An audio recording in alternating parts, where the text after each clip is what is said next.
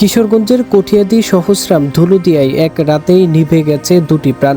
ছেলের মৃত্যুর সুখ সহ্য করতে না পেরে মারা গেছেন মা।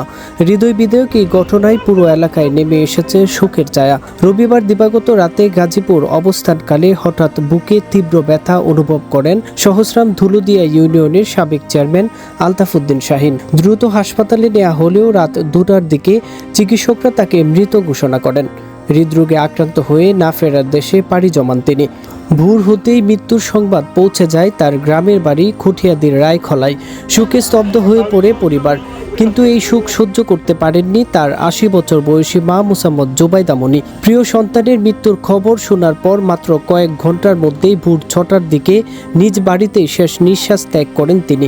অসুস্থ ছিলেন না, উনি ওনার মার অসুস্থতা নিয়ে চিন্তিত ছিলেন বেশি। এই চিন্তা থেকেই গত রাতে উনি 2টার দিকে উনি স্ট্রোক করেন। তো হসপিটালে নেওয়ার পরে ডাক্তার ওনাকে মৃত ঘোষণা করে। এই মৃত্যু সংবাদ ওনার মা শোনার পরে ওনার মা ভোর 5টার দিকে ওনার মাও ইন্তেকাল। পরিবারের ধারণা সন্তানের প্রতি গভীর ভালোবাসা আর আকস্মিক সুখে কেড়ে নিয়েছে তার প্রাণ। আলতাফউদ্দিন চেয়ারম্যান ছিলেন এলাকার সুপরিচিত চেয়ারম্যান। 2009 সাল থেকে 2015 সাল পর্যন্ত সহস্রাম ধুলুদিয়া ইউনিয়ন পরিষদের চেয়ারম্যান হিসেবে দায়িত্ব পালন করেছেন। জনসেবায় অবদানের স্বীকৃতি হিসেবে 2014 সালে পেয়েছিলেন স্বর্ণপদক। আলতাফউদ্দিন শাহিন ভাই আমরা ধুলদি ইউনিয়নের 2 নং সহস্রাম ধুলদি ইউনিয়নের স্বর্ণপদক সাবেক চেয়ারম্যান ছিলেন।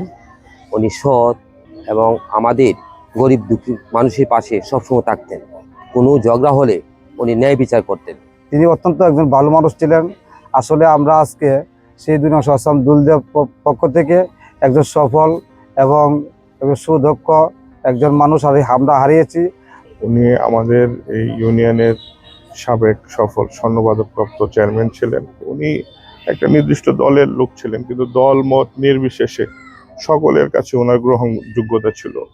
উনি যখন চেয়ারম্যান ছিলেন উনি কখনো বিচার করেননি কে কোন দলের। উনি সব সময় যে জিনিসটা করতেন মানবতার সেবা করতেন, এবং উনি সরকারি বাজেটের বাইরে গিয়েও নিজ থেকে নিজের অর্জিত অর্থ থেকেও মানুষের সেবা নিয়োজিত থাকতেন।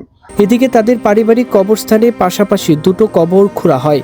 একই সঙ্গে মা ও ছেলেকে দাফনের এই বিরল ও বেদনাদায়ক মুহূর্ত নিয়ে আবেগঘন প্রতিক্রিয়া জানিয়েছেন ঘুরকোদকরাও। আমার জীবনে যে আরো গুরুস্থান বহুত করেছি, কিন্তু আক্ষেপের বিষয় আজকে যে গুরুস্থান কোথায় মা ছেলে কেউ গুরুস্থানে একই গুরুস্থানে। মা এবং ছেলে দুইজনই একই সাথে।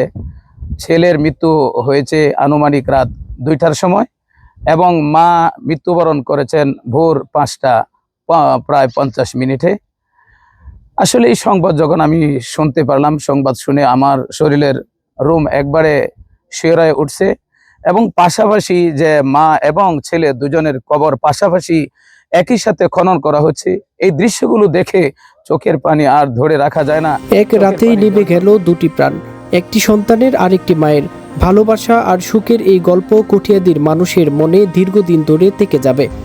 রায়হান জামান, কিশোরগঞ্জ টেলিভিশন। আপনারা দেখছেন কিশোরগঞ্জ টেলিভিশন।